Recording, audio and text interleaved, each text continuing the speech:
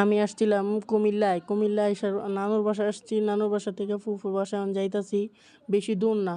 তো ফুফুর বাসায় যাওয়ার সময় আমার 3টা বোন আছে, ফুফাতো বোন। ওদের জন্য চকলেট নিলাম আমার সামর্থ্য অনুযায়ী যা পারছি। এখন চকলেট নিতেছি, মহিলা দোকানদার আমার দিতেছে চকলেট। এখন চকলেটটা নিয়ে আসছে করে বাসায় চলে যাব। নিতেছি, এই যে নিলাম চকলেট, যাইতাছি বাসার দিকে। গল্লিটাতে ঢুকলাম আমার ফুফুর বাসার, কলিং বেল দিলাম। এখন যাবো বাসায়। তারপর আমার ফুফুর বাসায় গেলাম, কলিং বেল দিলাম। তারপর দরজাটা খুলতেছে না, কেউ ভালো লাগতেছে না।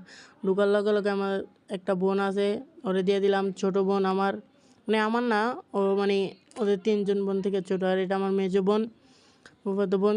গেলাম, যায় তো আমার দেখে পুরাই অবাক। তারপর ঘুরতাছি ঠেলে সরাই দিলাম। গেলাম আমি আমার বড় আপুর রুমে। আমার আপু অসুস্থ, দোয়া করবেন আমার আপুর জন্য। তো একটু ঘুরতাছি।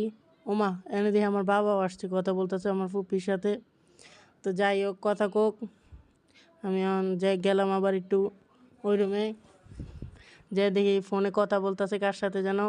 এনে আমার ছোট বোন অনেক কিছু লেখা রাখছে ওর পড়ার টেবিলের সামনে। এই আবার ল্যাপটপও চালে, আরে বাবারে বাবা। পরে একটু আয়নার সামনে আইলাম, একটু দেখাইলাম। এই আজকের আমার ব্লগ। Bye bye, tata.